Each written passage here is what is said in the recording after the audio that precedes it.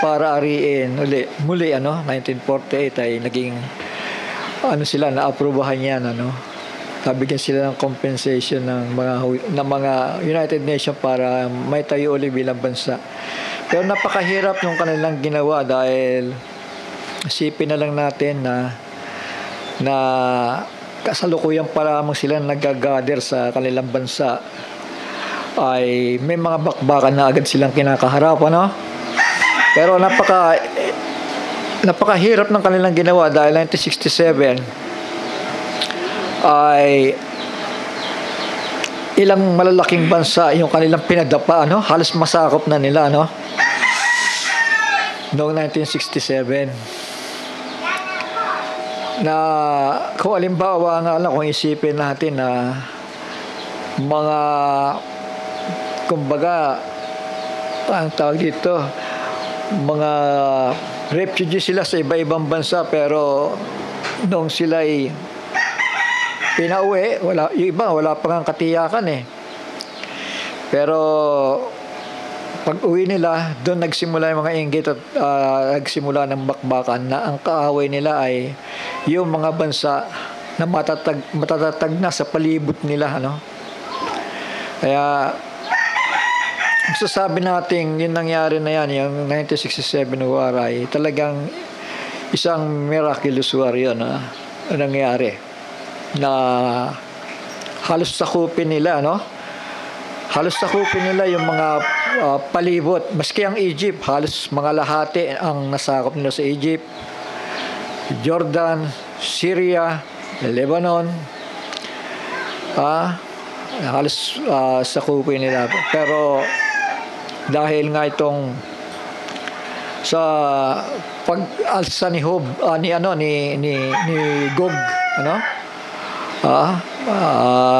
nagbigay siya ng babala, kaya ang naipas siya ng Amerika ay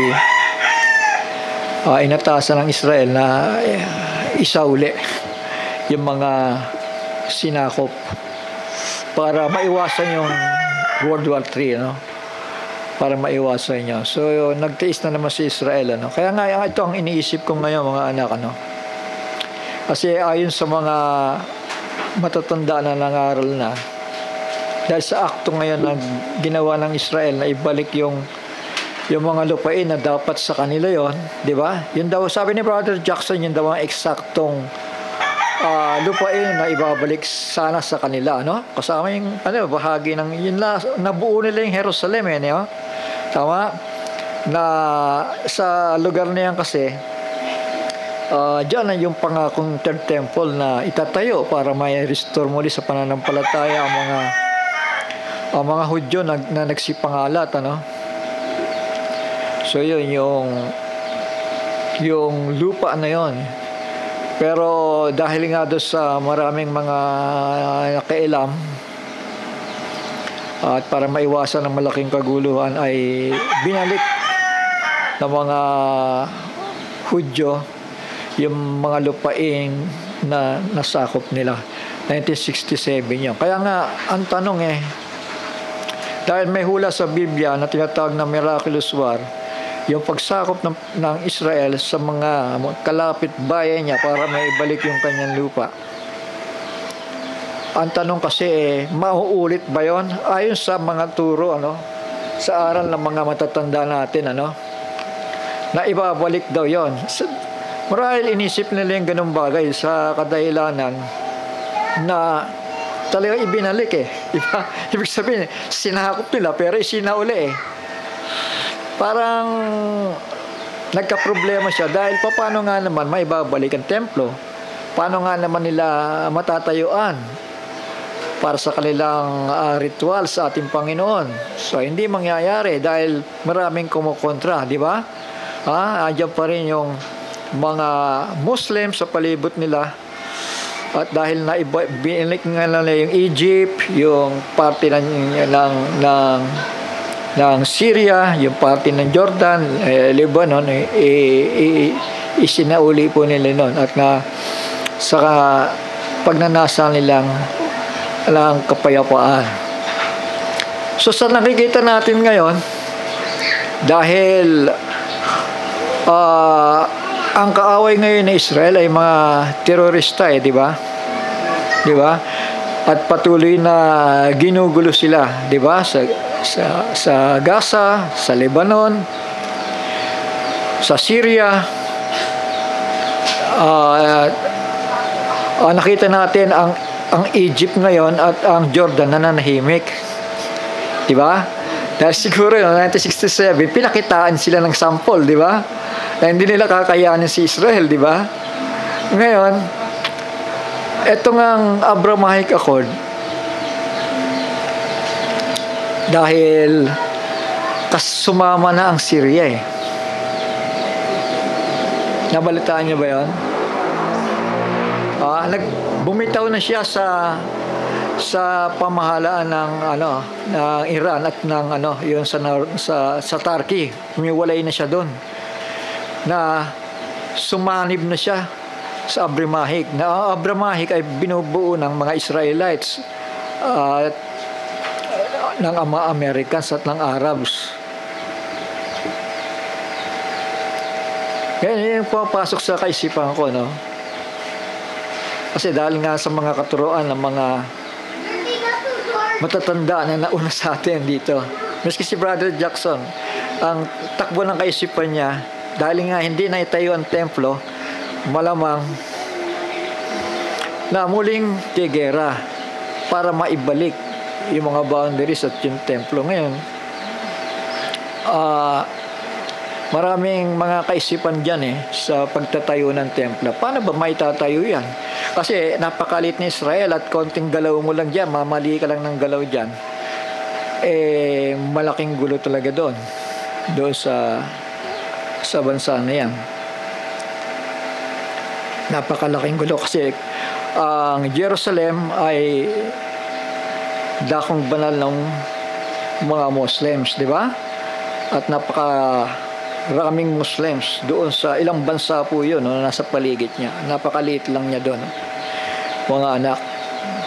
Actually, na-occupy na niya. At hanggang ngayon ay kontrolado nga niya Kontrolado nga niya ang Jerusalem. Kaya lang, dahil nga doon ang Jerusalem ay bahagi rin ng holy site of the Muslims, ay hindi sila makapagtayo ng templo dahil yung Dome of Rock o yung Mosque of Omar doon, mga kapatid, na siya dapat pagtatayuan ng templo ng mga Hudyo, dakong banal sa mga Islam, tama? Kaya kapag pinakailaman nila yan ng biglaan, malaking kaguluhan. Tama. At ngayon sa nakikita natin, ang Amerika ang namamagitan dyan. At maraming bansa sa Middle East ang takot sa Amerika. Na ang kumukontrol ng Abrahamic Accord ay ang Amerika mismo. Muslims at ang political Christianity. Ngayon, yan ang isa pang tanong, sapagkat ang Holy War sa Biblia, Numbers chapter 24, ay bumabanggit lamang ng mga party doon na bansa na malapit sa Israel ang naging katunggali niya. Pero sa naranasan natin ngayon, di ba? Ay iba dahil ang layo sa norte, di ba? Bahagi na nga ng norte yung Persia. Tama ba? Bakit umakyat ng ganon? At pansinin ninyo, ang Gaza ay wala na. May ilan-ilan na lang doon. Ang Lebanon. At ang dakong Syria, yung Hezbollah, Di ba nagpalit ng hari dyan, ng presidente sa Syria? Nagpalit na, no? Shara yata, al-Shara. Yung Said, nagkaroon ng ng tawag dito, pag-rebelde, kaya naagaw ni al-Shara yun. At yung mga Hezbollah doon na kalaban ni Israel, pinauwi na po sa Iran. So ano ang nakikita natin dito? Bakit pinauwi sa Iran? Akala ko ba lalaban sila sa Israel? Dahil nga sa pagpapalit ng presidente nila, na yung presidente nila ay umanib na rin sa Abrahamic Accord. Kaya, nakukuha ba natin yung kwento? At pinauwi na yung matinding kalaban ni Israel, yung mga Hezbollah, pinauwi na sa Iran. Mga import pala yung galing sa Iran. Ngayon, ang Lebanon, wala na, slight na lang. Ang Gaza, nananahimik. Ang Egypt, hindi gumagalaw. Ang Jordan, isang Muslim nation ito, pero instead na awayin si Israel, mga kapatid, sinasalag niya yung mga bomba galing doon sa Persia. Anong ibig sabihin yan? Shall we say amen? Kasi baka mamaya naghihintay pa tayo ng tinatawag na Holy War. Alam natin, nangyari ito 1967, nang kung may continuity man yan, ay continuity na lang itong nangyari sa Gaza, sa Lebanon, sa Hezbollah, at wala tayong maririnig, mga kapatid, sa parting Jordan, Arab at Egypt na umaatake sa Israel. Sa mga bansang binanggit ko na yun, yung tatlo na yun, ang dami palang American bases dyan. Paano mo babakbakan sa Israel samantalang kaibigan niya ng Amerika? Tama? Kaya nga, yung Holy War na yun, mga anak,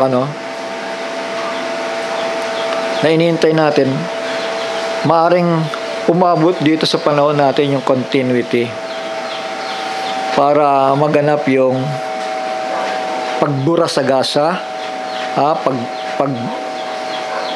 bawi sa bahagi ng Lebanon, Syria, at sa Jordan, walang problema, kontrolado na pala nila yon. Shall we say amen? Kaya lang yung mga holy site doon ay hindi nila magalaw dahil napakalaking gulo. Lalo na ngayon, nakikita naman natin si Trump ay namumulitika sa mga Arabo. Tama? Shall we say amen? Pero ang tanong ganito, maaari na ba nilang maitayo ang templo sa puntong ito? Kailangan pa bang gumera ulit, mangyari 1967 war? Kasi kung titignan natin, mga kapatid, mga anak, sa mga nangyayari na, di ba? At nangyari na ngayon, 1967, napakalaking lupain na sinakop nga nila, including Jerusalem. Hawak na nila yon. Yung holy site lang ng mga Muslim, hindi nila magalaw. Umiwas sila doon dahil sa Russia. Kaya ngayon, na nakikita natin dito, bakit yung huling gera ay Iran, Tama? At puro mga terorista na. So, say amen. Yung nagpapatuloy para bakbakan si Israel. Pero ngayon, iba na ang ng Syria, iba na ang presidente. Bahagi na sila ngayon ng Abrahamic Accord. Ibig sabihin, may peace treaty na sila. Kasi, sabi sa amen. Yung sa Syria, hindi ko lang, tama. Sasali pa lang sa Abrahamic Accord. Kasi pag chinek mo dyan sa Google, hindi pa siya kabilang ito, mahal hindi pa nare-record, pero yung pagpapalasis sa Hezbollah at yung pikipag-ugnayan niya sa presidente ng Amerika at ni Netanyahu, malamang na mangyari yon. So, say amen. Kasi kung titignan natin, ang kaaway ni Israel ngayon, yung nagpigil sa kanya, walang iba ang Russia, no? Amen? Ibalik niyo yan, alang-alang sa kapayapaan. So, nangamba rin ang Amerika, baka magkaroon ng World War. Sinabi niya si Israel, ibalik mo ang mga lupa. Tapos doon na nagsimula, mga kapatid, yung hirap na dinanas ni Israel. Dahil sa nagkakaisa ang United Nations ngayon na pumayapa sila. Maging yung mga Muslim na nandoon na naninirahan pa doon, na hindi naman napalayas agad-agad yun, ano? O sige, hatiin natin ang Israel. Diyan kayo, dito kami. Kaya nangyari. Kaya bakbakan lagi doon. Bakbakan lagi. Dahil nga dyan sa sistema na yan. At gusto silang patayin. Hanggang sa umusbong yung mga na yan, yung mga terorista na yan na talagang gusto silang i-annihilate. So, ang tanong kasi mga anak, mga kapatid, posible bang maitayo ngayon ang templo sa panahon natin? Kasi mayroon nagpapatotoong babae. May naririnig doon at may mga karatula na mayroon may mga sign na ito ang templo. Dito itatayo.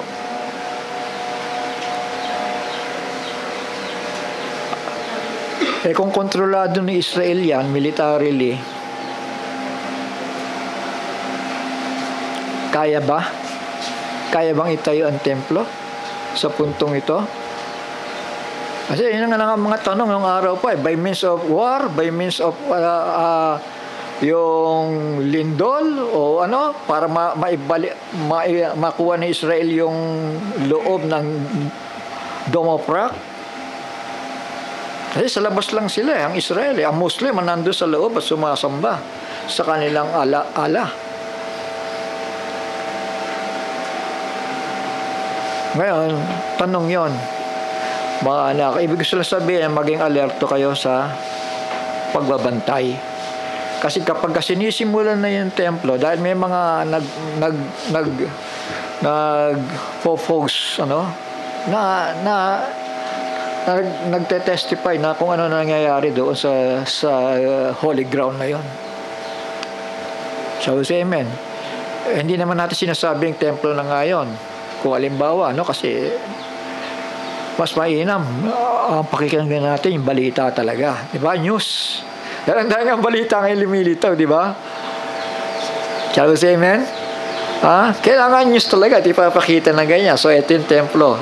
Nagkasundo na itong tatlo na to, magtatayo dyan ng templo. Hindi na magkakaroon ng awayan dahil pumayag na ang mga Muslim. So ngayon, yun ang ngayon. Baka yung ibang side ng Muslim hindi pumayag. So kung may ganun man, ay pwedeng magkaroon uli ng shaking doon sa Israel. Ngayon, kung wala man, at papayag sila dahil nga sa Abrahamic Accord na yan, sino bang tatanggi dyan kay Trump? Di ba? Sa Amerika, di ba? Napakalakas na ng pwersa pa lang yan. Talaga sinampulan nga, ilang aeroplano lang yung pinalipad sa Iran Sadsad ang Iran. Kaya say amen. Meski si Gog, ang Russia, ang Turkey, mga kapatid, hindi makaapila. Ang China, dahil mapapaaga ang wasakan ng mundo Tapos amen. So tignan natin. Ito nakikwento ko lang sa inyo dahil hindi ako mapakali dahil baka totoo ang testimony ng mga tao na yan na may nag-ooperate na doon sa holy ground. Ito yung bato na yan, yung Dome of Rock na yan, May sinasabi si Brother Jackson dyan, basahin ko lang, ano. Ayan nangyari sa 1967 war. Ito, 1968 na ito, nang kinikwento niya. Sabi dito, while visiting Israel in the fall of 1968, we questioned a rabbi concerning events which they themselves felt would be importance leading up to the coming of their Messiah. Sabi dito, gentlemen, said the rabbi. Siguro may hawak silang Biblia, di ba? Nakita sila ng rabbi. May Biblia to. Dahil Ezekiel nakasulat dyan, di ba? Parang ganon. Sabi doon, gentlemen, sabi ng rabbi, said the rabbi, have you read Ezekiel 38 and 39? Yan ang tanong di ba? Sumagot si Brother Jackson, yes sir, we answered. With a forceful voice, he replied, sabi dito, Russia is our enemy. One day, she will fight us. And when she does, your country, yung USA, will have to fight with us. To this, we could say nothing but Amen, sabi ni Brother Jackson, for it is God's word. So yun, mga anak,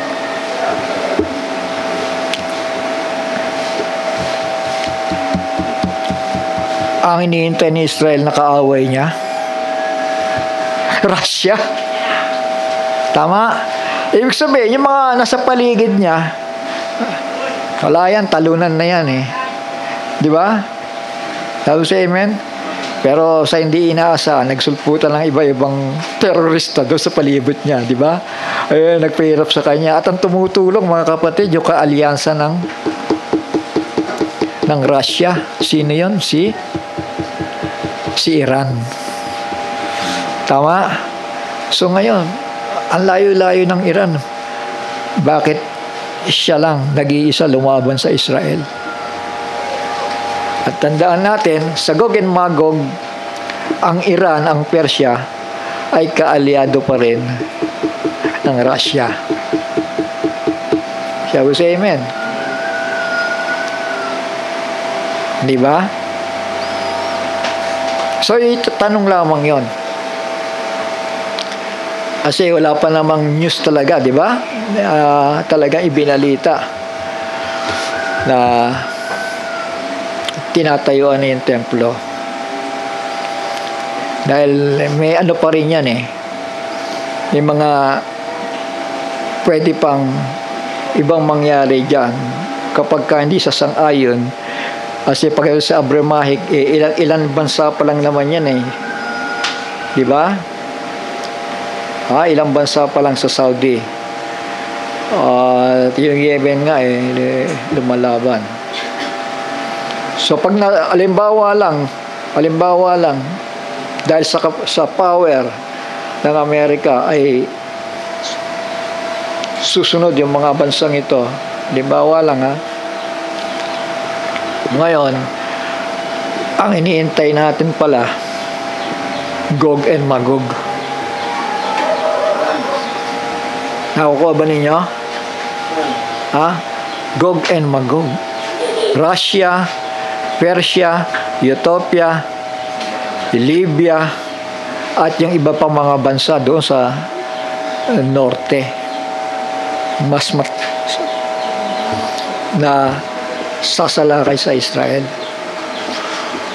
At kung totoo man, kung totoo man na meron ng nagtatrabaho doon sa Dome of Rock, kung totoo man hindi ko sinasabing totoo yun. Kasi may nag-share mga kapatid, alam niyo nang gagawin niyo. Tama? Ang sabi ng Panginoon, magbantay nga kayo sapagkat hindi niyo nalalaman ang oras ang araw. Shall we say amen? Tama ba? Pero huwag kayong mag-alala dahil bago mag-rapture may 7 thunders. Tama. Ang gusto lang ng Panginoon, maghanda nga kayo. Shall we say amen? Maghanda nga kayo. Ngayon, share ko na rin ito, mga anak, matagal ko nang pinapangako ito kay Brother Ray, tungkol sa pagparito ng Panginoon at yung pag-trigger ng last week of Daniel, kasi last week, isang week na lang iniintay, di ba? At sa simula ng week na yon ay alam natin doon magaganap ang rapture. Kakain lang siya ng half-hour silence doon sa 7 weeks. Half-hour silence lang ang kukunin natin dahil mangangaral ang 7 kulog. So, hindi natupad yung 2004 and a half ni Brother Jackson. Yun ang kanyang perception. 2004 and a half. Dahil yung pala ay nangyari sa kanya, Kasi 2004 and a half, June, namatay siya, di ba? Sa kanya pala nangyari yun. Siya ba say amen? Kasi kung paabutin pa niya ng 2035, matanda na siya. Siguro, hindi niya na-expect para sa sarili niya yan, di ba? Pero may isa siyang pananaw. Eto, tignan mo where the 2 days start and end. Eto, 2 days of Hosea, tinutukoy niya, Kasi ng 2 days na binigay para sa atin, para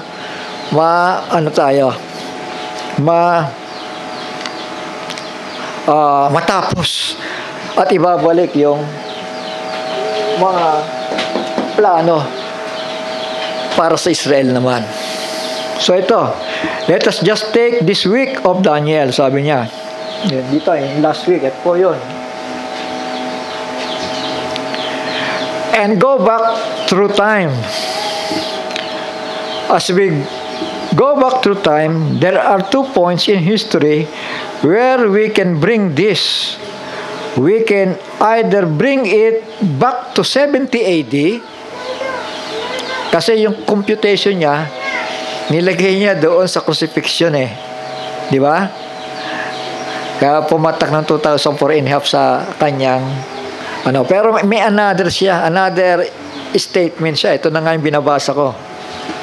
Sabi niya, we can either bring it back to 70 AD, the time when Jerusalem was destroyed by the Roman army under Titus, and it fell on August 10, 70 AD. So yon. Sabi niya, doon tayo bibilang, sabi niya, sa panahon ng 70 AD. The city was demolished, the temple made ruins, and the remaining Jews were sold to the various nations into slavery. That set in motion a long period of Jewish dispersion that was prophesied in the first chapter of Hosea, sabi niya. So nahahabaan siya, However, if we choose 70 AD, we now have a question. If we take these 2,000 prophetic years and just go back into 70 AD, here is what we come up with. It means that the week of Daniel cannot start until somewhere around 2035 AD. 2035 daw. Ngayon, 2035, sabi naman ng isang mga ngaral na tumayo rin dito, hindi tayo bumabase sa numero. Ay, tama rin naman siya, di ba? Kasi wala nakakaalam ng araw at ng oras. Tama? Miski yung date na sinusundan natin, binago nga ng Romans yan. Shall we say amen? Binago yan. Kaya nga ang birth of Christ, hindi nila alam kung asan na ng eksakto. Tama ba?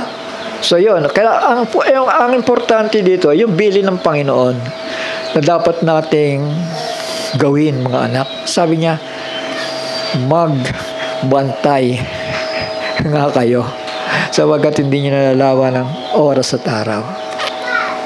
Shall we say amen? Tama. Matitikin ka nga naman sa panahon. Nangyari na nga, 2004 hindi nga natupad Tama. Tapos may 2035 pa dito. Pero ito'y basihan lamang natin ito. Dahil para sa akin, may computation din ako, napakalayo naman. Kung 70 AD nga naman at 360 days per year, papatak siya to 2041, layo na. So, magbantay. So, kasi amen. Ang importante, iintayin natin yon. Ihanda natin ang sarili natin. Shall we say amen? Marami nagpo-post Marami. Darating ng Panginoon, pinopost nila ito, pinopost nila yan. Kasi may tanong dyan alam nyo, darating ang Panginoon. Ang tanong, nagbantay ba kayo? Naglinis ba kayo? Ang panlinis natin, mga anak, ay ang salita ni Kristo. Sabi ni Kristo, pakabanilin mo sila, Ama, ng iyong mga salita. Ang iyong salita ay katotohanan. Shall we say amen? Ang magpapabanal pala sa iyo ang salita ng Diyos. Ang maglilinis pala sa iyo ang salita ng Diyos. Ang maghuhugas pala sa iyo ang salita ng Diyos. Tama? Hindi ba sa Revelation chapter 19, anong binihis nila? Sabi doon, the fine linen is the righteous acts of the saints. Ibig sabihin, namumunga ng mabubuting gawa ang bride of Jesus Christ. Kasi kung revelation lang ang babasihan mo, hahanapin ng Panginoon, asan ang bunga mo? Tama, dapat yung revelation mo magbubunga ng mabubuting gawa. Diba? Shall we say amen? For the fine linen is the righteous acts of the saints. Kung napanood po ninyo yung actually si Sister Marlene nag-share nun i-share ko doon sa Revealed Word Sanctified Church na naginip yung lalaki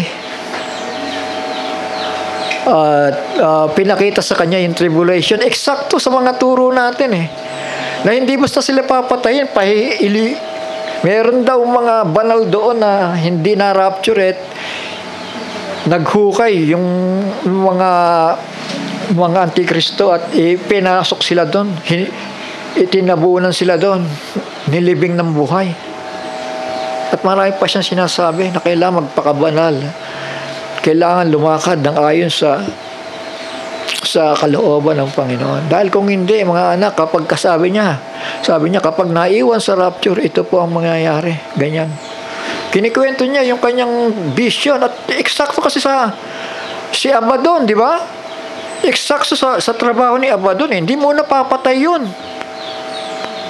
Hindi mo napapatay. Pahihirapan ka muna for 5 months para itanggi mo yung pananampalataya mo kay Kristo. So, nakakatakot, di ba? Isipin mo, nagsikap ka, pinaglaban mo,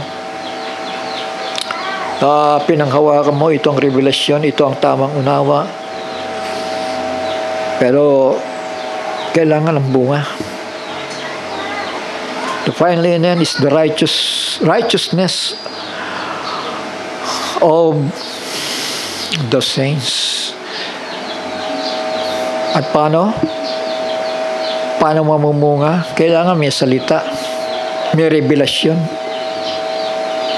Kasi kung walang revelasyon, kagaya ng mga nagpapatotoo ngayon sa kakristyanuhan, mga anak, mga kapatid. Ang tayo nagpapatotoo, alam nila na darating ang Panginoon, malapit na. Kung ma-caught up sila sa Biblia, hindi naman mali yun, di ba?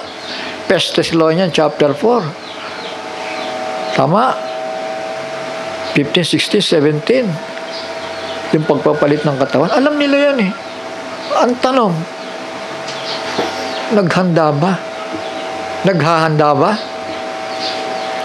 Kasi kung mga naghahanda ang mga tao, magsasaliksik yan sa kasulatan. Maghahanap yan ng katotohanan. Mamahalin nila ang salita ni Kristo. Dahil magiging gabay sa kanila yan eh. Kahit na mag-post ka na mag-post yan, na alam mo ang pagparito ng Panginoon, kung hindi mo naman pinapahalagahan ang pagtitipon. Huwag pababayaan ang pagtitipon na katulad ng ginagawa ng iba. Dahil dyan kikilos ang Panginoon eh. Dyan mangungusap ang Panginoon sa kanyang mga ginagamit. Napakahalaga niyan. Matutulad lang tayo sa denominasyon na alam ang panahon ng pagparito ng Panginoon pero hindi pinanghawakan ng salita. Kailangan pinanghahawakan mo ang salita. So say amen. Niyayakap mo. Pinapahalagahan mo. At nagsisilid ka ng takot sa puso mo na baka ma-miss mo ang araw na yan. Shall we say amen? Kaya nga tinawag the Great Tribulation Period. Amen. Nakakatakot. The Great Tribulation Period.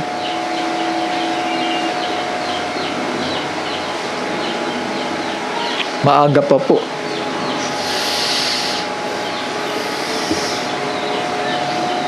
So yun mga anak, masasabi ko lang di ako makatulog dito sa mga nakikita ko sa social media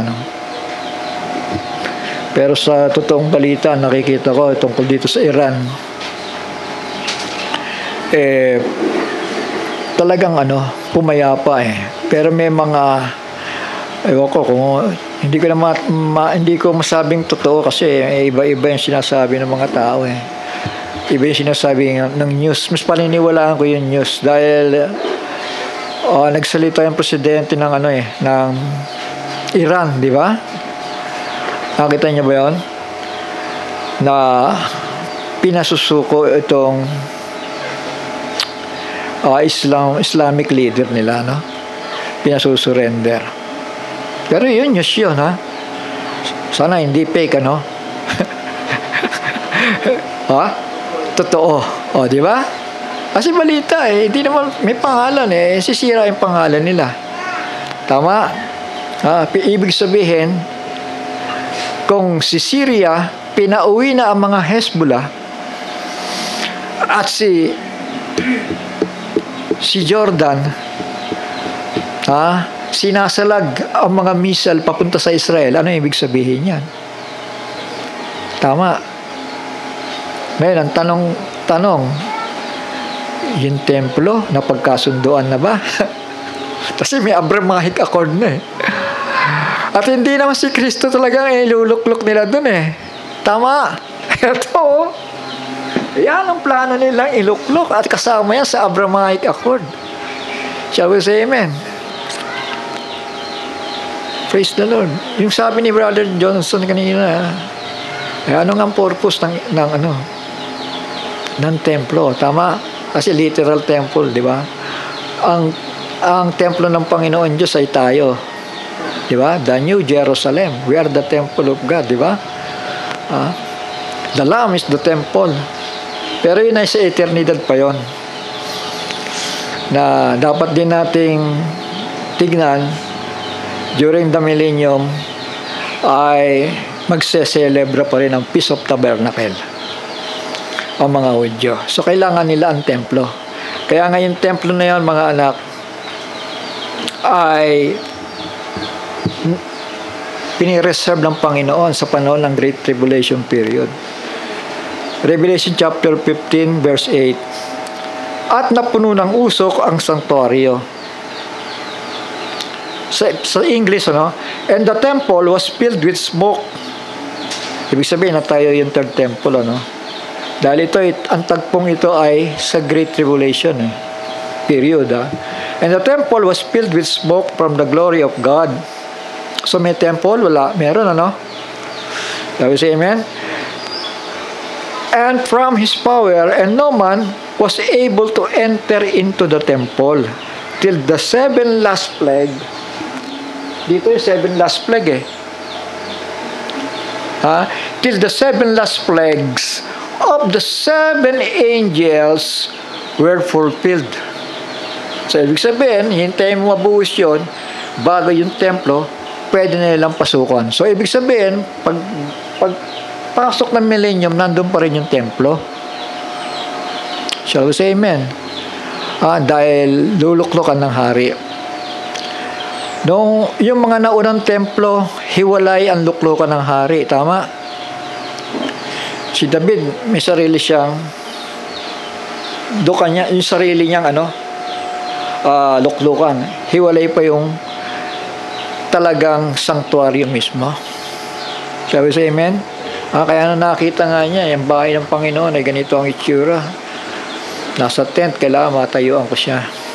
Pero natupad yun kay Solomon, mga anak. Walang luklukan ng hari sa templo. Pero yung templong itatayo, Revelation, tignan natin patungkol sa templo, Chapter 11. And there was given me a reed like unto a rod. Si John yan, And the angel stood saying, Rise, measure the temple of God and the altar, and them that worship therein. So may anghel na kausap si Juan, Tama? Siya yung nagpapakita kay Juan ng mga bagay, But the court, ang sabi dito, rise. Iatras ko lang uli. Sabi ng anghel, and the angel stood saying, Rise, and measure the temple of God. May templo? And the altar, and them that worship therein. May altar, may templo, may mga sumasamba. Shall we say amen? Saan yan? Anong portion yan? Dito. Shall we say amen? Dito. Bago mag-Great Tribulation. So, pinapasukat. Ibig sabihin, obserbahan mo, yung altar, yung templo, at yung mga sumasamba. I-check mo nga kung tama na. Yung nga yung ibig sabihin, sukatin,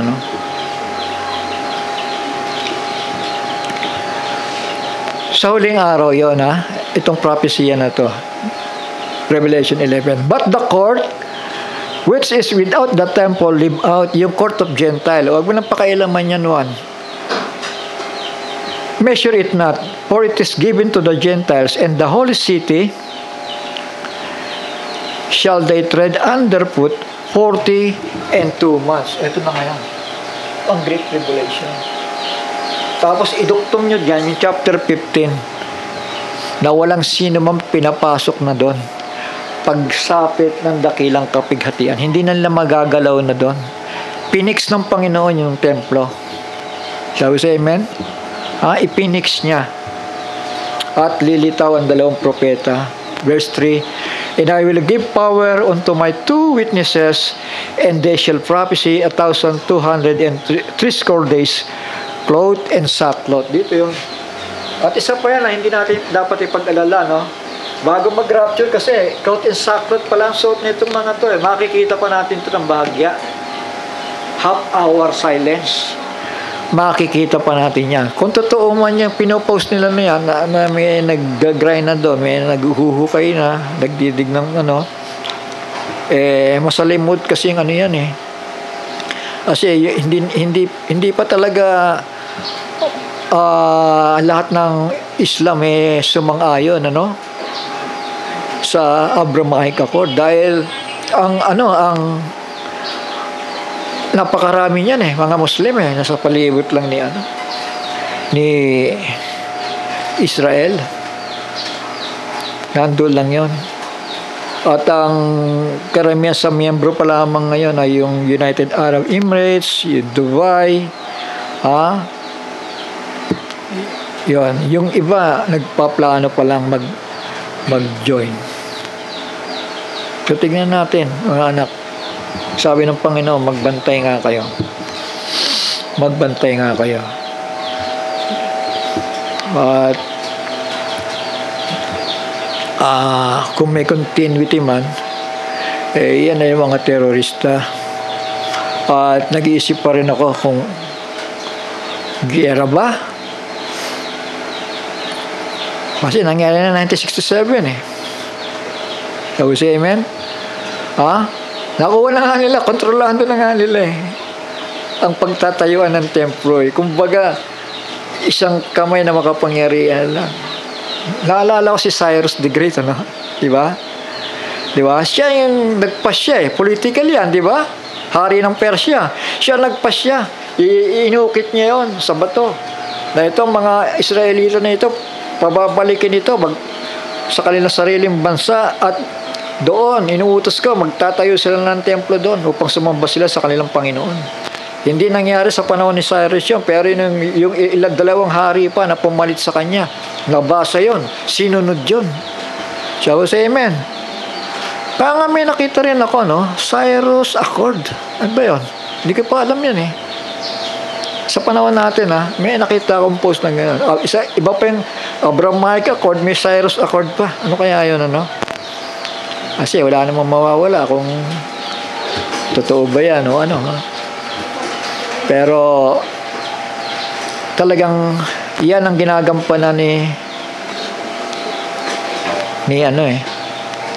Trump Tama. Alam niya yan Alam niya yan ang history na yan, yung Persia na yan na tumulong sa Israelita. Ngayon close friends sila Tama. Ng Israel, di ba? Kaya si Trump ay magdedepensa. Dedepensa niya ang bagay na ito. Ang problema lang, itong dalawa na to. Kung halimbawa man nakatayo na ang templo at lilitaw itong dalawa na to, diyan na ngayon mamumroblema sa Israel. Dahil may great shaking daw sa Israel. May great shaking. Natural, yung political at yung mga religious Israelites, mahahati sila Tama. Siya sa Amen. At yung dalawang propeta na yan, talaga dahil sa mga palatandaan na ipinakita nila.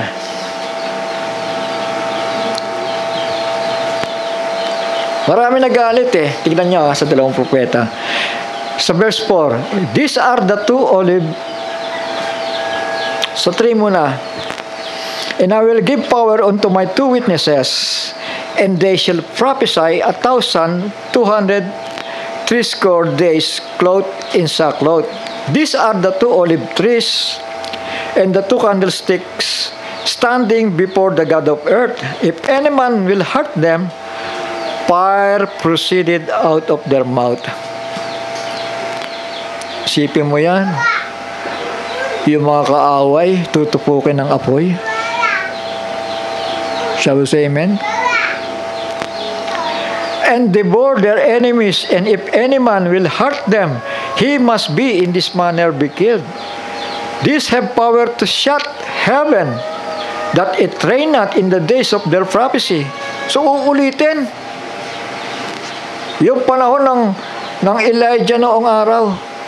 Tama. Magpapakita ng tanda. And have power over waters to turn them to blood, and to smite the earth with all plagues as often as they will.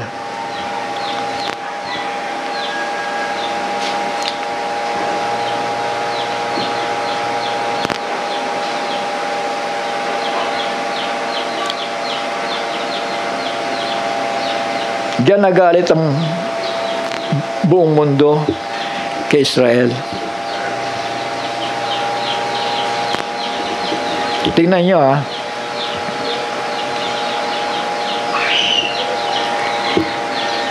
sa verse 7 muna. And when they have finished their testimony, the beast, eto na, may beast na binabanggit dito. Ibig sabihin, nasa middle of the week na. Shall we say amen? Verse 7. The beast that ascended out of the bottomless pit shall make war against them, and shall overcome them and kill them. Napatay yung dalawang propeta. Kasi tapos na nga yung ano nila yung trabaho nila tama? Kailangan na nilang bumalik sa Panginoon And their dead bodies shall lie in the street of great city, Jerusalem yun, which is spiritually called Sodom and Egypt. Ayan, spiritually called dahil nga sa kanilang mga kasalanan. Where also our Lord was crucified. In day of the people and kindreds and tongues and nations shall see their dead bodies 3 days and a half, and shall not suffer the dead bodies to put in graves. Panonoorin lang sila doon, mga kapatid. And they that dwell upon the earth shall rejoice over them and make merry. Ayun, magsasaya ngayon ang buong mundo. And shall send gifts one to another, because these two prophets tormented them that dwell on the earth. Ibig sabihin, itong dalawa na to, hindi lang nagpakita sa Israel ang tanda, kundi pati sa mga kaaway ni Israel. Pinahirapan sila ng dalawang propeta dahil sa mga signs na ipinakita nila. At alam natin nangyari dito sa dalawang propeta na ito ay iniakyat. Tama? Isipin mo, nagdiwang ang mundo dahil sa pangyayari na yon. Nagdiwang ang mundo. Uwi ng Panginoon. Aga pa naman, wala pa 2:00 Brother Ray. Okay lang? Sige po. At manalangin muna tayo, mga anak. Gusto ko lang mag-part 2 kasi nagmamadali tayo, darating ang Panginoon Gusto ko lang maiwan itong mensaheng hinihanda ko. Para total, next week pa ulit tayo ulit magsasama. Sandali lang, tama ba yung orasan? Tama? Sige po. Okay lang? Ipaiksin ko lang yung mensahe ko, no? Hanggang 2:00. Sige po. Manalangin tayo sandali, mga anak. Ama namin, banal at makapangyarihan sa lahat, nagpapasalamat kami, Panginoon, sapagkat ginigising mo ang mga diwa upang hindi kami magbaliwala, sapagkat namamalas namin na ang panahon ng pagbabalik mo ay nalalapit na. Amang banal, pakalinisin mo kami. Bigyan mo kami ng pananampalataya na magpapatibay sa aming pagpapatuloy upang humarap sa iyo. Naway patuloy mo kaming linisin, patawarin sa lahat ng aming sala, sa aming mga pagkukulang. Turuan mo kaming lumakad ng ayon sa iyong kalooban, Panginoon.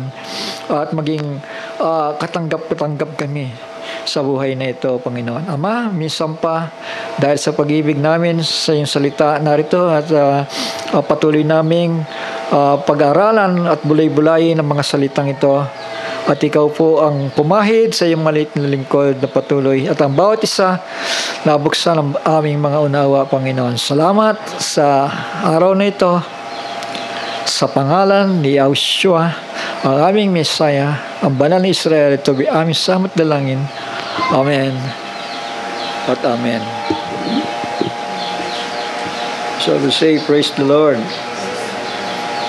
So itong bagay nito kasi na gusto kong i-share, talagang habang may nakikita tayong loophole, nagiging katanungan sa atin yon, di ba? Natural lang naman yon eh. Amen? Dahil ang gusto ng Panginoon ay makaunawa tayo. Pahalagahan po yung kanyang mga salita. Matthew 28 verse 18 to 19, basahin ko lang muna, no? And Jesus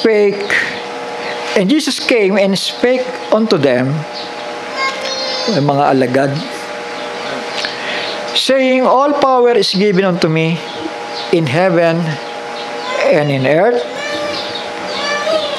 Go ye therefore and teach all nations, baptizing them in the name of the Father and of the Son and of the Holy Spirit. So ito, familiar tayo dito, no? Amen? Pero ewan ko ba, sa kabila ng pagiging familiar sa talatang ito, ay may mga question, may mga katanungan na doon naglalaro na kapag lagi kong tinutunghayan ng salitang ito, mga anak. So ito, ang instruction ng ating Panginoon, ano? Na bagaman, tandaan natin yung nagsasalita dito ay glorified body na, glorified Christ. Sangayon kayo? Napakahalaga nito, mga anak. Patungkol to sa kaligtasan, di ba? Baptizing them into a name. Tama. Lahat na ba tayo ay nabautismuhan sa pangalan ng Ama? Iisang pangalan lang yun. Pangalan ng Anak at pangalan ng Espiritu Santo. Sa pangalan niya. Kailangan tayo mabautismuhan. Go ye therefore and teach all nations, baptizing them in the name of the Father, of the Son, and of the Holy Spirit, teaching them to observe all things whatsoever I have commanded you. And now I am with you always, even unto the end of the world. Amen. Tandaan natin, ang pagdidiinan natin dito ay yung salitang name. Di ba? Isang singular name lang yung pinagagamit ng Panginoon. Tama? Sabi sa amen? Yung singular name na gagamitin bilang pagbabautismo o walang sala sa sino mang nais magpanumbalik sa Panginoon. At alam natin na uwi po ito sa Acts chapter 2 verse 38, matapos na bumaba ang banal na espiritu sa mga alagad, di ba? So, nung bumaba yung banal na espiritu at pinanahanan sila, mga kapatid, ay nagsimula silang nagsipangaral at bumaba doon sa upper room at ipinagsigawan nila ang patungkol sa kaligtasan na inaalok ng ating tagapagligtas. Kaya ang sagot ng mga Israelita sa panahon na yan ng Pentecostes, ano ang aming gagawin, mga kapatid? At sumagot si Pedro. Sabi niya, magsisi kayo. Yes, so yun ang susi. At magpabautismo sa pangalan ni Yahushua, ang Misaya, o sa wikang Greek naman, di ba, Jesus, Jesus, naging Jesus sa English. Sa pangalan ni Jesus Christ, in the name of Jesus Christ, for the remission of your sins, and you shall receive the gift of the Holy Spirit. Dahil yun nandoon sa pangalan na yon, yung makapangyarihang pangalan na mataas na pangalan na ibinigay sa bugtong na anak. Sa ngayon kayo, ay yung pangalan na yon na ibinigay kay Kristo ay pangalan yan ng higit na pangalan na mataas ng higit sa lahat ng pangalan. Papayag ba ang Ama? Siyempre. Tama. Dahil yung name na yon na ibinigay kay Kristo ay walang iba kundi ang pangalan ng Ama. Tama. So ito, yung tatlong elemento dito, tatlong bagay na narito. Father, the Father, sino ba ang Ama? Walang iba, yung Creator of the heavens and the earth. Sangayon po tayo. Shall we say amen? At tandaan natin, ang Ama, ang siya nagpapatotoo sa bugtong na anak. Vice versa yon. Ang anak nagpapatotoo o nagwi-witness o patungkol sa Ama, at ang Ama naman nagpapatotoo patungkol sa kanyang bugtong na anak. At sa River Jordan, nagkaroon sila ng unity doon. Sabi sa amen. Ha? Ngayon ito. Pagka binabanggit ang Father, alam natin, the Father and the Son may unity. Tama. So may dalawang elemento doon. Pag binabanggit yung Son, alam natin, ang Son ay walang iba kundi ang bugtong na anak. Tama. Pero may another sa kanyang pagkatao, mayroong fullness of the Spirit of God na namamahay sa kanya. Tama po? May fullness. So, hindi naghihiwalay yung Father and the Son. Tama? Ngayon, pagdating dito sa Holy Spirit, dito yung tanong papasok yung tanong, pagdating sa Holy Spirit. The Father and the Son become one in the Spirit. Itong Holy Spirit, hindi na natin pag-usapan ito dahil alam natin,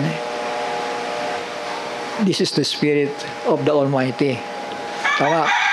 Pero ang question po dito, who represents the Holy Spirit? Dahil alam natin, the Father witnessing of His Son, Yahushua. Tama?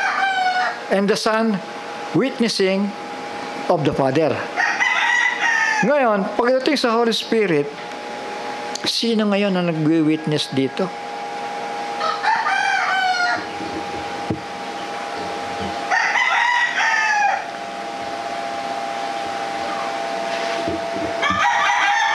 So yan.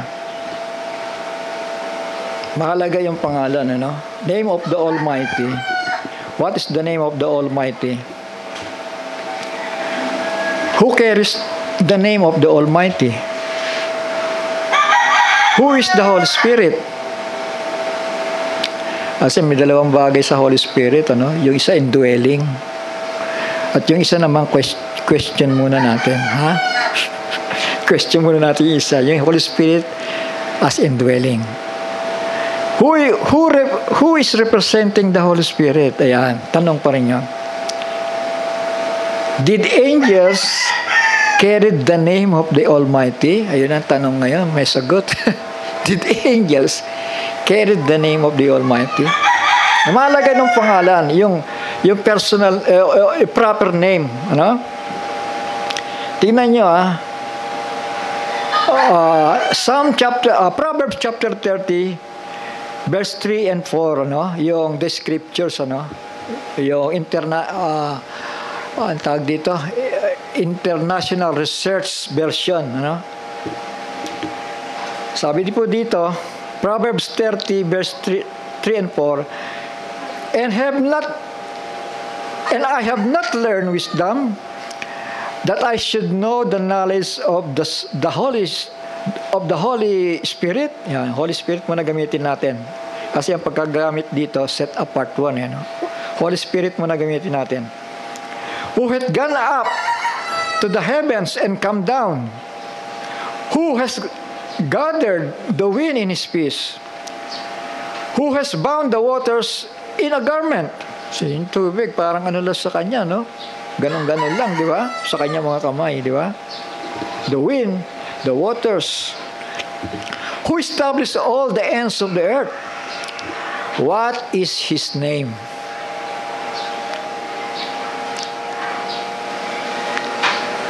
Then, what is his son's name?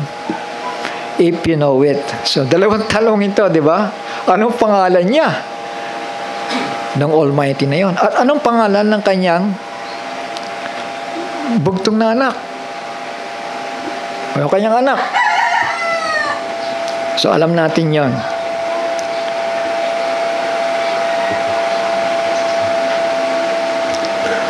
Matthew chapter 1 verse 21 to 23. And she shall give birth to a son. Thou shalt call his name Yeshua. For he shall save his people from sins. And all this came to be in order to fulfill what was spoken by Yah. Kasi ang ginamit pa rin ng mga version ng Biblia ngayon, ang ginamit nila, karamihan sa kanila, no? Maliban sa international version na yan, no? Ang international version, ang ginamit niya ay short form talaga, Yah. Kasi maraming mga interpretasyon patungkol sa tetragrammaton eh. May nagsasabi, Yahuwah. May nagsasabi, Yahweh. May nagsasabi, Yabi. Yahuba. Iba-iba ang pananaw nila eh. Ngayon, ano ang totoo?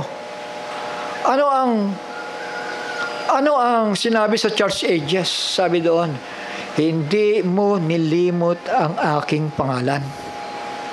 Church Ages yan, ha? So, ang ibig sabihin, ganito.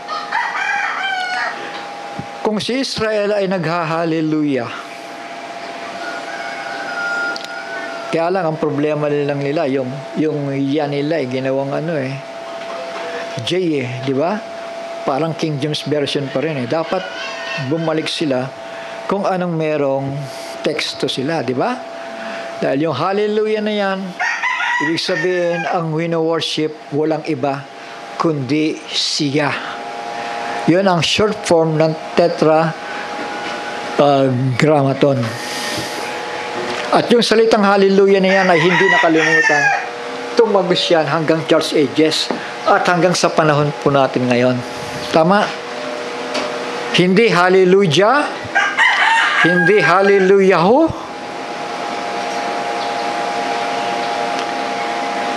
kundi ang ginamit ay salitang hallelujah. Doon muna tayo sa name pumukos, ano? So, yung pangalan ng Ama ay ginamit ng bugtong na anak o ibinigay sa bugtong na anak. Tingnan nyo. Ituloy ko lang muna dito, no?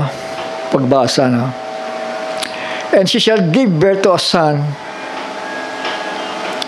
and you shall call his name Yeshua, for he shall save his people from their sins. Ang ibig sabihin ang meaning po ng Yeshua, ibig sabihin, Yah is my salvation. Siya, yung pinupuri natin ng hallelujah, sabihin nga natin hallelujah. Hindi ba lahat tayo nag-hallelujah? Ang kaiglesia,hanan, lahat yan, walang hindi nag-hallelujah. Kaya tama ang Church Ages eh. Hindi nawala yung salita na yun. At hanggang ngayon, ginagamit natin yun. Kaya lang, dahil nga sa mga version ng Biblia, yung hallelujah, imbis na wayang gamitin, ginawa pa nila letter J, tama na sana, di ba? Shall we say amen? Yung mga Hudyo naman, instead na Yeshua, ginamit pa nila ginawa pa nilang letter E, di ba?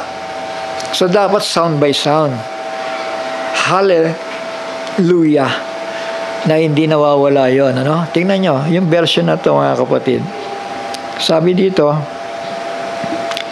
sing to Elohim, sing praises to his name, raise up a highway for him who rides through the desert by his name, Yah, and exalt before him. Shall we say amen? Wala pa naman letter J nung araw. Tama? Si King James lang ang gumamit ng letter J. Tama?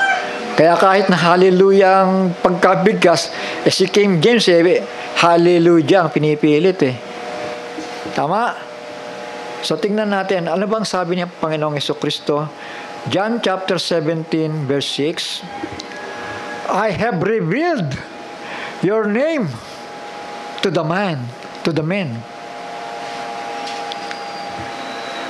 So yung pangalan na yan dumating mismo sa pagparito ng Panginoong Jesucristo. Yung pangalan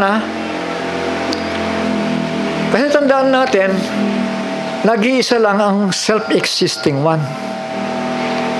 Isa lang yung makapangyarihang sa lahat. Shall we say amen? At yan yung creator ng heavens and the earth. Shall we say amen? Pero meron siyang proper name. Tama? Shall we say amen? Kaya nga sabi ni Kristo dito, 17:6 nandiyan, I have revealed your name nang siya nanalangin to the men whom you gave me out of the world.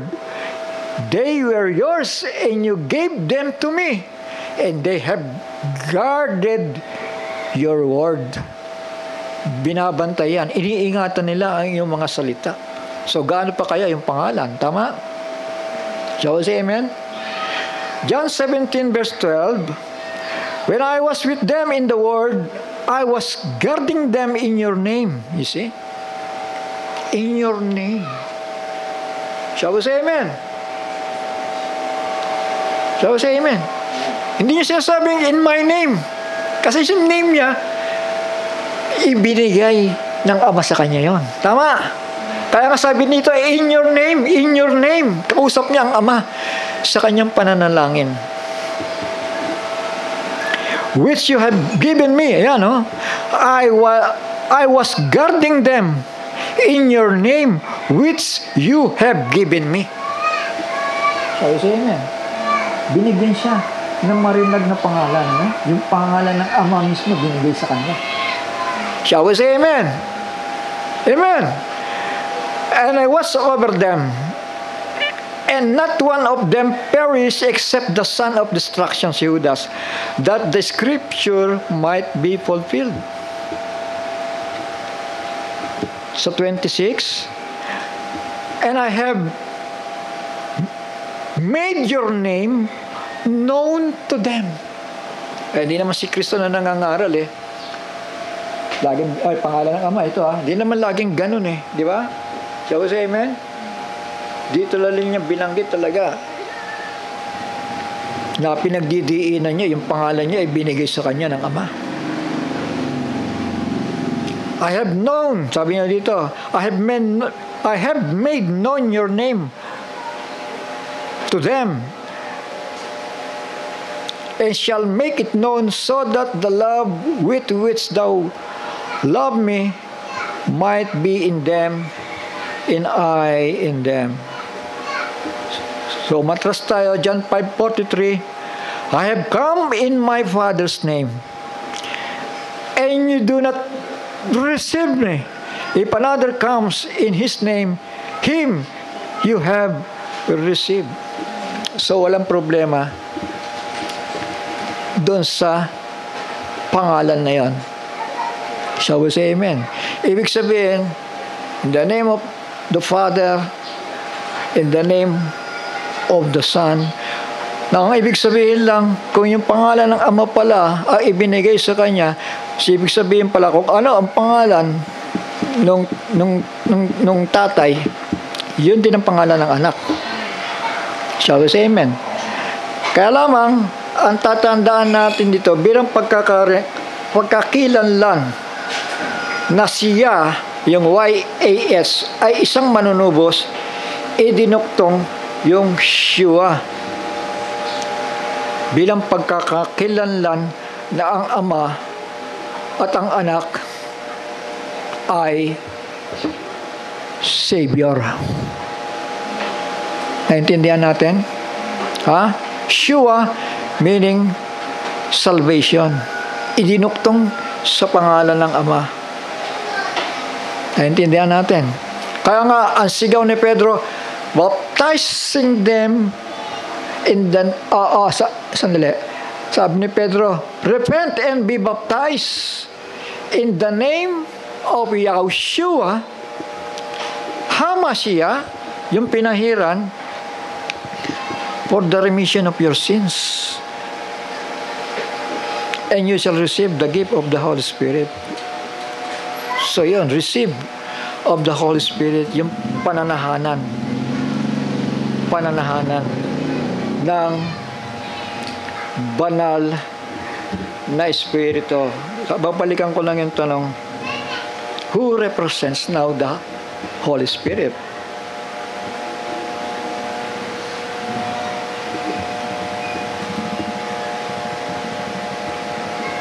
Kasi magkakaroon kayo ng tanong, mga anak eh. Matutulad kayo sa akin.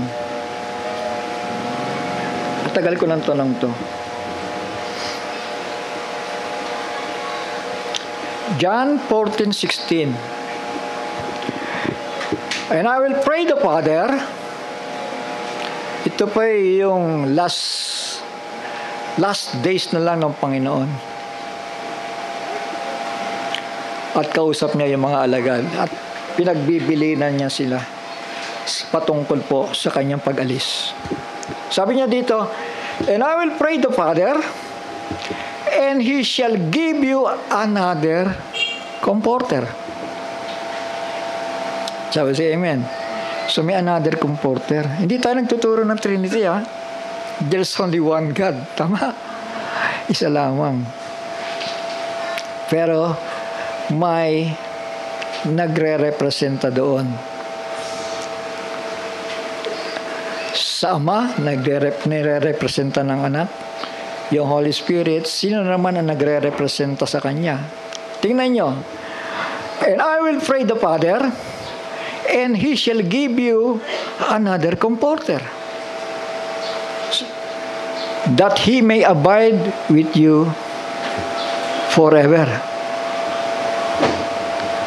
So yun.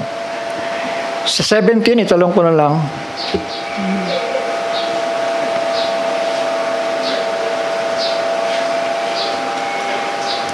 Sabi dito, even the Spirit of truth. So binanggit yung salitang Spirit of truth. Binanggit yung salitang comforter. Even the Spirit of truth. Sabi ni Kristo, whom the world cannot receive because it seeth Him not, neither knoweth Him, but you know Him, for He dwelleth with you, and shall be in you. Tandaan po natin, ministry, itong pinagsasabihan ni Kristo, ha? Ministry, ha? Wala pa dito yung mga magsisitanggap, yung 12 ito, ha? Na pinagsasabihan niya, no? You know Him, for He dwelleth with you. Yun nangyari nga sa Acts of the Apostles nung pinanahanan sila kasama yung mga alagad. At sabi pa dito, and shall be in you. Sa inyo.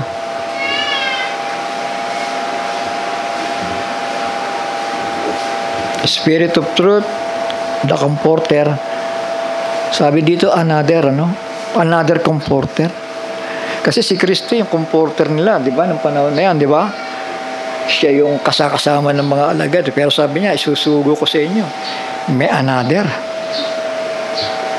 Huwag niyo isipin yung Trinity, ha? Hindi tayo nagtuturo ng Trinity. Another comforter. Mamaya makikita niyo sino yung gumagamit ng pangalan ni Kristo, ha? Ni Yahushua pala, ha? Sabi dito, John chapter 14, verse 26, but the Comforter, which is the Holy Spirit, whom the Father will send in my name. Ayan. Isusugo, nino? Ng Ama. May uutusan siya. Tama. Hindi tayo nagtuturo natin dito. Mamaya makikita niya kung sino yung gumagamit ng pangalan na yun. But the Comforter, which is the Holy Spirit, whom the Father will send in my name, the same name, He shall teach you all things. Mga kapatid, ayun si Juan. May kausap siya, di ba? Tinuturuan siya, ginibigyan siya ng instruction nung kausap niya. Tama? Shall we say amen? Amen. Whom the Father will send in my name, He shall teach you all things. Magpapahayag ng revelasyon patungkol sa mga ipangangaral pa ninyo. Shall we say amen? And bring all things to your remembrance whatsoever I have said unto you. Magre-remind din kung ano ang sinabi, instruction ng Panginoon.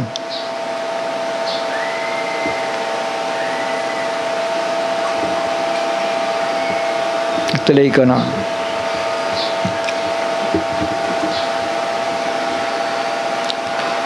Dito po sa 15:26, but when the Comforter is come, ito binanggit na naman uli yung Comforter, whom I will send unto you sa ministry. Ministry ang tinutukoy pa dito mga anak ha. Hindi pa yung iglesia. Tama? Shall we say amen? Ministry pa lang. I will send unto you from the Father even the Spirit of truth which proceeded from the Father. He shall testify of me. Yan, kung titignan talaga natin, meron talagang isusugo doon di ba? Meron pumapagitan tama. Kasi kung nandun na yung Ama at pinangangaralan niya ang patungkol sa Ama, sana sinabi niya lang niya, yung Ama, darating sa inyo. Di ba? Shall we say amen? Pero merong isusugo ang Ama. Shall we say amen? Ha? Even the Spirit of truth, ang tawag din sa Kanya, ni Kristo ay Spirit of truth, which proceeded, o manggagaling, from the Father. He shall testify of me. Mag-testify siya. Yung isusugo na to, patungkol kay Kristo. Shall we say amen? 16 verse 7, nevertheless, I tell you the truth, it is expedient for you that I go away. After his crucifixion, na-glorified body na siya, mga anak, mga kapatid. At sumampa sa kanan ng Ama. I tell you the truth, it is expedient for you that I go away. For if I go not away, the Comforter will not come. Binanggit na naman niya uli yung Comforter na darating pagkatapos niya, di ba? And the Comforter will not come unto you, but if I depart, I will send him unto you. Susugo ko siya sa inyo.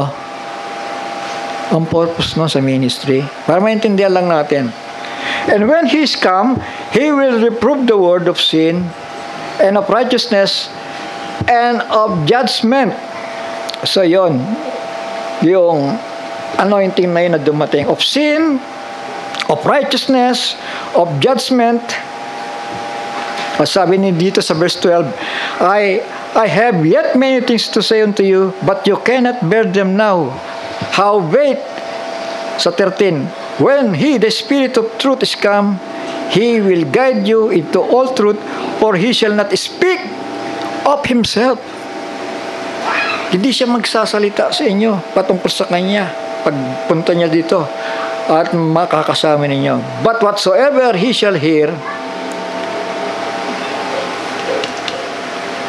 that shall he speak, and he will show you things to come. Magpapakita siya ng mga bagay sa inyo patungkol sa mga darating.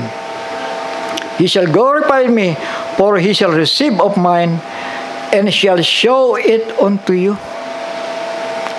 Mga kapatid, naniniwala ako ito, yung mga Trinitarian dito, ito mga pinaglalaban nila di ba?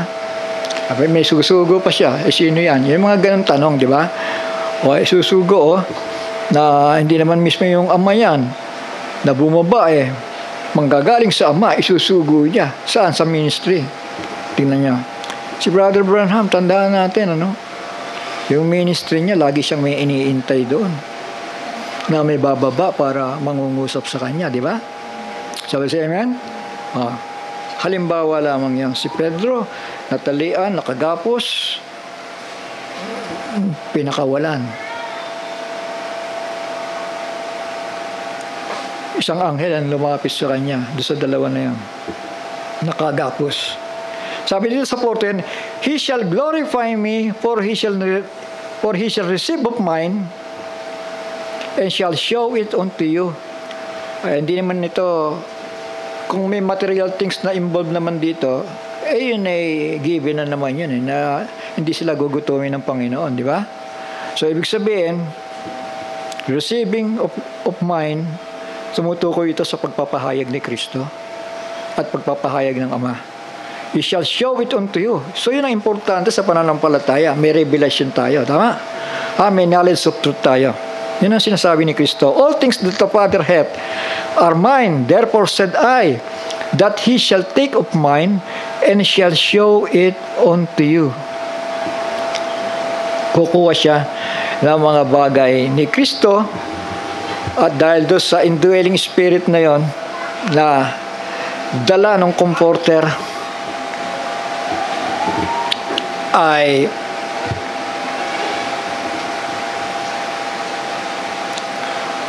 may pagpapahayag sa darating pang mga mananampalataya. Tandaan natin, ang kausap dito ng Panginoon, bago siya, I believe, bago siya ipako, tama ba ako? Yung pagpapauna niya patungkol sa darating na comforter pagkatapos niya.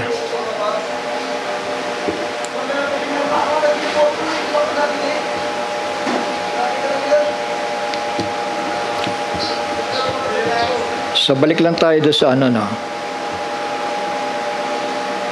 sa Matthew.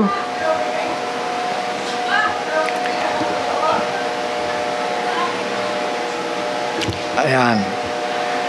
Baptizing them in the name of Father, Son, the Father witnessing about his Son, the Son witnessing about his Father. What about the Holy Spirit? Sino ba yung gumagamit ng pangalan na yun at nagwe-witness patungkol sa bugtong na anak?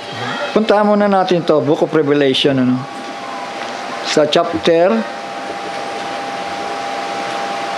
mag-alas 2 na, sa chapter 22, diretsuhin na natin. Sabi po dito, sa 22 verse 6 muna tayo. And he said unto me, sino yun? Yung kausap niyang anghel.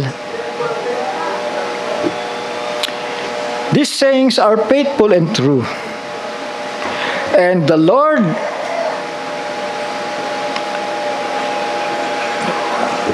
ano ba to? Lord God ang ginamit Puntahan lang natin yung isa, yung version ng International Research.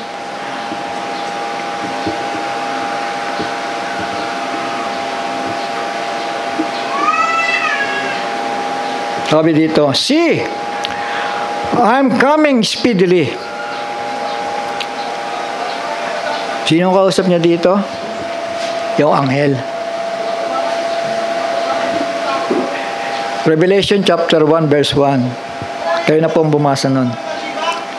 I am coming speedily. Blessed is he who guards the words of the prophecy of this book, the book of Revelation. Kasi mayroong kausap si Juan dito Yung isang anghel ang nagpakita sa kanya ng mga bagay sa haharapin, di ba?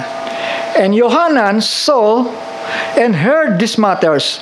And when I heard and saw, I fell down to worship before the feet of the messenger, before the feet of angel. Yan ang King James, angel. Pero dito messenger, di ba? Sabihin natin, pareho naman tama yan, di ba? Sabi dito, I fell down to worship before the feet of the messenger who showed me these matters. And he said to me, see, do not. Huwag mong gawin yan. Say amen. Hindi siya pumayag sambahin siya, di ba? Pero si Kristo, sinamba ba o hindi? Tanungin ko kayo. Si Kristo ay anak ng Diyos, tama? Sinamba ba siya? Amen. Sinamba siya. Sinamba siya bilang anak ng Diyos. Maliwanag? Shall we say amen? Sinamba siya bilang anak ng Diyos. Hindi sinamba siya pagkatapos nandito yan Saka na natin basahin. Baka magkaroon tayo ng part, para hindi na tayo masyado magbalik-balik. Sinamba siya bilang anak ng Diyos, bilang Redeemer. Tama? Revelation chapter 5, nandun yun.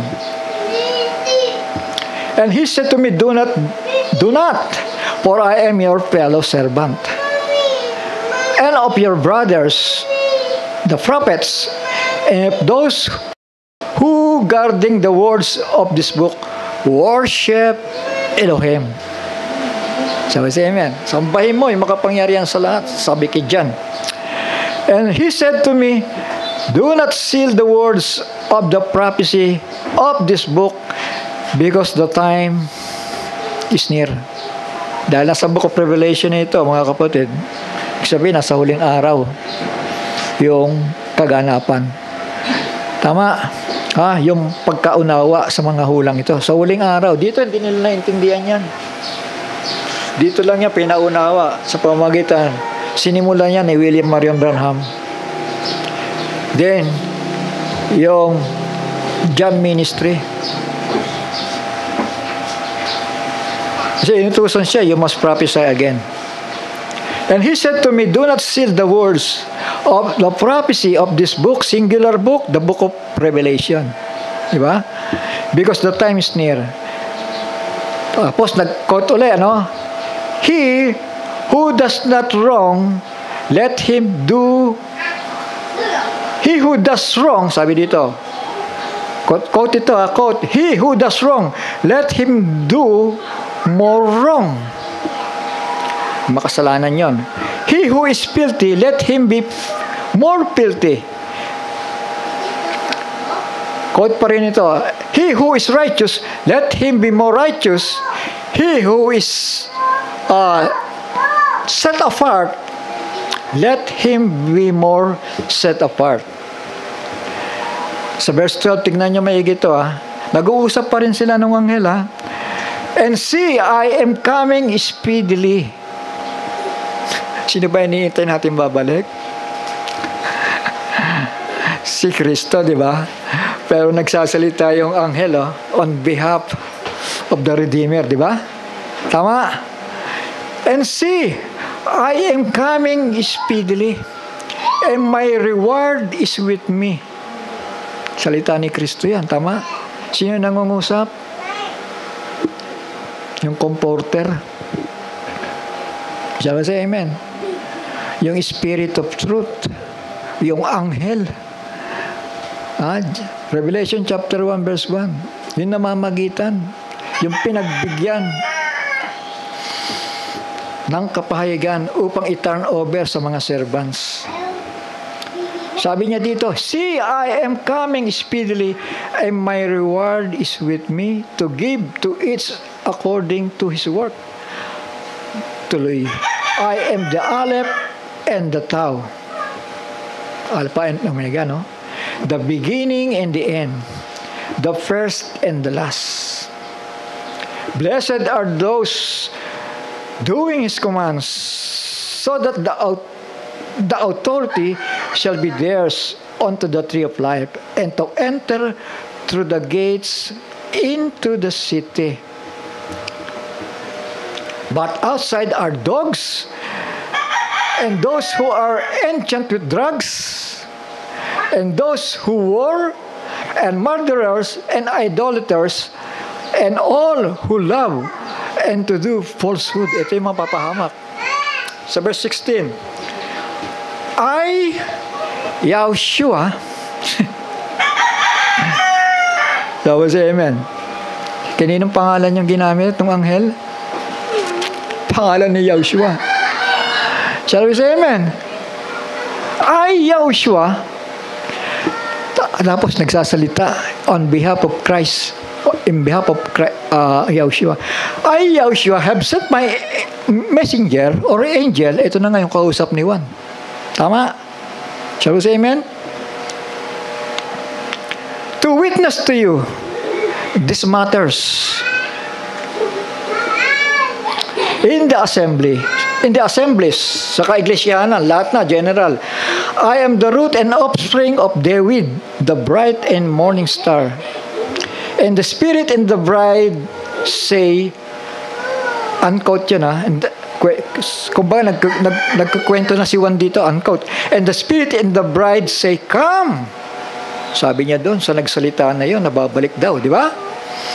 And he who hears, let him say, come. And he who thirsts, come. And he who desires it, take the water of life without paying. For I witness, unquote ito, for I witness to everyone hearing the words of the prophecy of this book, if anyone adds to them, Elohim shall add to him the plagues that are written in this book. Si John na nagsasalita na dito. And if anyone takes away the words of the prophecy of this book, tuloy ko words of the book of this prophecy, Elohim shall take away his part from the book of life and out of the set apart city which are written in this book. He that bears witness of this matter say, yes, I'm coming speedily.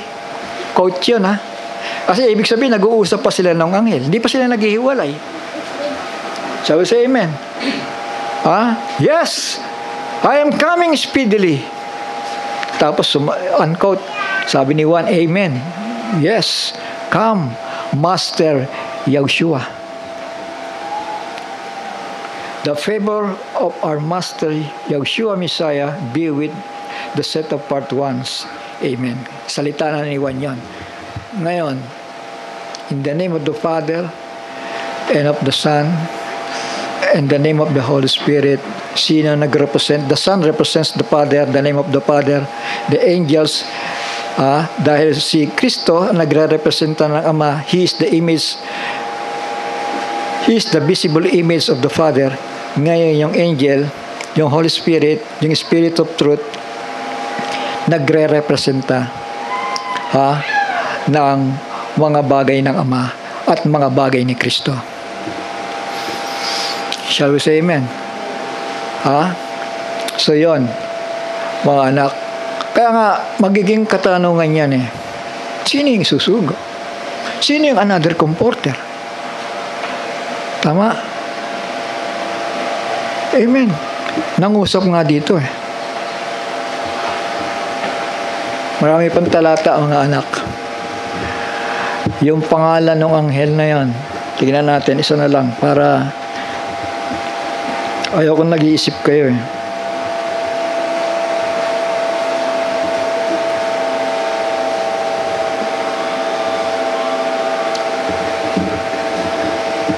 Tandaan natin, ang Spirit ng ating Panginoon Diyos with all fullness, sinasakyan niya ng mga comforter. Alam niyo na ba yan sa Ezekiel? Basahin niyo yung Ezekiel. A wheel within a wheel, sumasakay sila doon, nagtatravel yun, dala-dala na. Kung si Kristo, binaon niya yung Espiritu ng Ama sa buong buhay niya. Nasa katawan niya. Yung Ama nasa kanya, di ba? Ang kaibahan lang yan, yung mga anghel, sumasakay naman sa fullness of the Godhead, sa fullness of God. While yung Godhead naman, may kaibahan na kay Kristo, nakatira. Di ba? Sabi nga, di ba, let all the angels of God worship Him. Ibig sabihin, mas mataas ang kalagayan ni Kristo. Dahil He is the image of the invisible God. Tama? Kumpara sa mga anghel yon. Dahil with all the fullness, namamahay ang Espiritu ng Diyos sa bugtong na anak. While the angels, Spirit of Truth, the Holy Spirit, nakasakay sila kung saan magta-travel ang Espiritu ng Ama. Kaya ang angel hindi pinayagang i-worship ni John, tama? Nakita niyo ba yan? Sasambahin siya ni John, di ba? Pero sabi ng anghel, huwag mong gawin yan. Dahil may karapatan niya, walang iba yung nabayubay sa cross. Tama? He is the image and likeness of the invisible God. Namamahay sa Kanya. While sa akin, inutusan niya lang ako. Tama? Tingnan natin, Revelation 1:1. Talagang makikialam ang anghel Kasi parang baka inisip natin walang patnubay ang mga anghel sa bawat ministeryo. Meron. Makikialam sila doon. Maski yung banal na espiritu, meron silang kinalaman doon. Dahil si Kristo, inutusan pumunta doon sa 4 living creatures. Ayan. Seraphims and cherubims. Mga ministering spirits. Mga ministering spirits. The revelation of Jesus Christ, sa King James na to, which yung God, o Elohim. Elohim gave unto Him to show unto His servants, yung mga alagad, apostol or prophets man yan, things which must shortly come to pass. Ngayon, kung titignan natin, yung panahon na yan, ay talagang nangusap muna ang Ama sa kanyang mga lingkod na apostoles. Kaya nga pinaulit-ulit ko kanina. To show unto His servants things which must shortly come to pass, and He sent and signified it by His angel. Singular lang yung anghel. Tama? Tapos amen. Revelation chapter 10 verse 1, may anghel doon na bumababa. Mapagkakamala mo siya si Kristo. Tama? Pero yun ay nagre-representa ng presensya ng ating Panginoong Jesucristo. Daniel chapter 12, si Michael nga tinawag na prinsipe, di ba? Na yun ay may tatawag bulag sa kanya. Pero bakit tinawag siyang prinsipe? Kasi dala-dala niya yung anointing na yun ni Michael, anointing nito. Habang nasa marriage supper ang Panginoon, si Michael ay pinagtanggol si Israel sa darating na dakilang kapighatian. Shall we say amen? Alam niyo na ba yan? May isang anghel lang pumatay ng 183,000 na mga kaaway ni Israel. Nabasa niyo na ba yan? Isang anghel lang pumatay ng 183,000 na mga kaaway ni Israel. Nakita niyo na ba yan? Nangyari yun, mga anak. Kaya kasali ang mga anghel dito sa ministry na to. Huwag natin isipin. Kaya nga yung name na yun, na ginamit ng anak, ginamit ng anghel. They have the same name na ginamit. Pero tandaan natin, pagdating sa name, ay babaguhin yung name na ibinigay kay Kristo. Pagdating ng millennium. Tignan nyo kailangan biblical lang para hindi na kayo mag-isip. Ayoko nag-iisip kayo. Sa chapter 3 verse 12, Him that overcometh will I make a pillar in the temple of my Elohim, God. And he shall go no more out, and I will write upon him the name of my Elohim, and the name of the city of my Elohim, which is New Jerusalem. Binanggit yung pangalan, New Jerusalem. Tama? May new name pala, Jerusalem. Tama? Which cometh down out of heaven from my Elohim. and I will write upon him my new name. Sabi, si Kristo pala may bagong pangalan. Tama. Anong ibig sabihin yan? Ibig sabihin, through redemption, yung name of the Father, pansamantalang ginamit para sa Kanya. Sa redemption. Tama. Shall we say amen? Binigyan siya ng higit na mataas na pangalan. Redemption. Pero dito, nagtagumpay na di ba? Him that overcometh will I make a pillar in the temple of my God, and he shall go no more out, and I will write upon him the name of my God. Walang new name ang Almighty. Tama? Shall we say amen? Walang new name Pero si Kristo may new name. At yung name na yan, tingnan nyo, may isang talata na lang. Tapos mag-alas-dos na.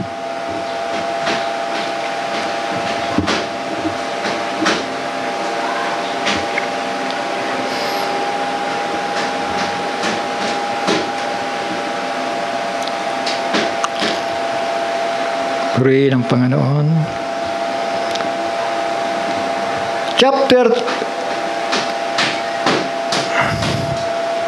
Ito na lang, sa Exodus 23 verse 20. Sabi dito, behold, sabi niya, I send an angel before thee to keep thee in the way. Si Moises ang nakausap and to bring thee into the place which I have prepared. Sa 21, beware of him. Sabi sa 20, di ba? I send an angel, di ba? Before thee, and to keep thee in the way, and to bring thee into the place which I have prepared. Beware of him, and obey his voice. Provoke him not, for he will not pardon your transgressions. For my name is in him. So may nagre-representa, tama? May nagdadala dong pangalan ng Almighty. Shall we say amen? At yan ay dinala ni Kristo, dinala rin ng anghel na yan, na nagpakita kay Juan ng mga bagay na yan. So doon na lang po muna, mga anak. May nagre-representa ng banal na espiritu. Walang iba, yung mga anghel na siya ring nakasakay sa espiritu na yan ng Panginoon Diyos na nagtatravel. A will within a will. Sa Ezekiel, mababasa po ninyo yan. Sige po, hanggang doon na lamang po muna. Palakpakan natin ang Panginoon sa lahat ng ito. I hope na malinaw naman yan dahil ang salita ng Diyos ay puro. Pag sinabing puro, wala tayong pwedeng alisin. Wala tayong pwedeng idagdag, kundi ang kailangan lang na lamang natin ay maunawaan ang mga bagay. So matagal ng panahon na sumasagi sa kaisipan ko yung mga talata na yan. Bakit may susugo? Sino yung susugo? Nag-iisip tuloy ako, parang tama ang Trinity pero mali Ngayon nagliwanag na. Tama? Amen? Palakpakan natin muli. Nakapangyarihan sila. Kaya nang dati, awit tayo. Purihin ang Panginoon sa lahat ng ito.